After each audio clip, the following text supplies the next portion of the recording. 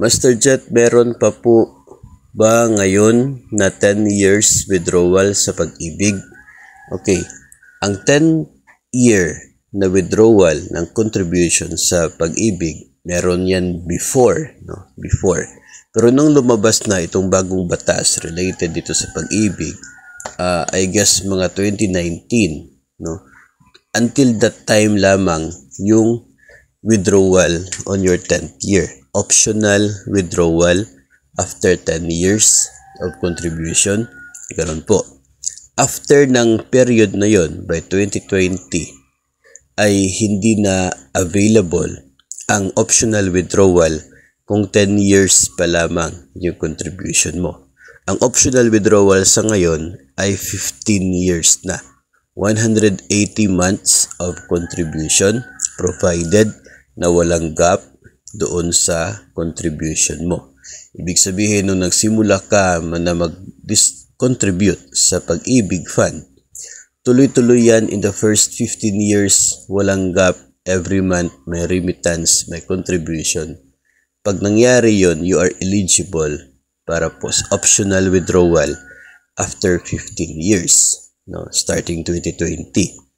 Pero kung may gap doon sa contribution mo sa loob ng 15 years, of course, hindi ka na eligible sa optional withdrawal after 15 years. Hindi ka na eligible. So, ano mangyayari ngayon?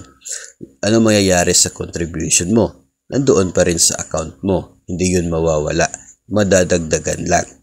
Ang withdrawal mo ngayon ay upon maturity na, which is nangyayari kapag 20 years or 240 months of contribution ang mayroon ka. So, kung hindi ka eligible sa optional withdrawal after 15 years dahil sa gaps, hintayin mo na umabot ng 240 months yung contribution mo. Then, you can withdraw your contribution sa pag-ibig together with the share of your employer, together with your dividends sa loob ng 20 years. So, I'm not sure kung magkano na yung halaga na yon. Siguro, depende po kasi yan sa income ni Pag-ibig every year kasi yun ang basis ng dividends.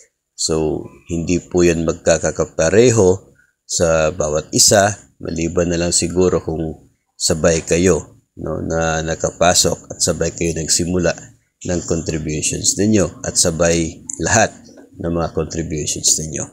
So, yun po ang sitwasyon ngayon pagdating po sa ating contribution sa Pag-ibig, kasi ang layunin po ng Pag-ibig ay para talaga siyang savings for the members. Nagko-contribute tayo, nag-i-interest yung pera, tapos ibabalik po sa atin. If you will choose not to withdraw on your 28th year or 240 months contribution, pwede pa rin naman po na ganon at hintayin po ninyo sa inyong pagretiro. Doon ninyo kukunin lahat ng mga laman ng account ninyo sa Pag-ibig dahil ganun po yung purpose niya. When you retire, mas malaki na po yung matatanggap ninyo kasi mas malaki na yung magiging basis ng dividends in the next years dahil sa hindi po ninyo pag-withdraw doon po sa 28th year na contribution sa Pag-ibig fund.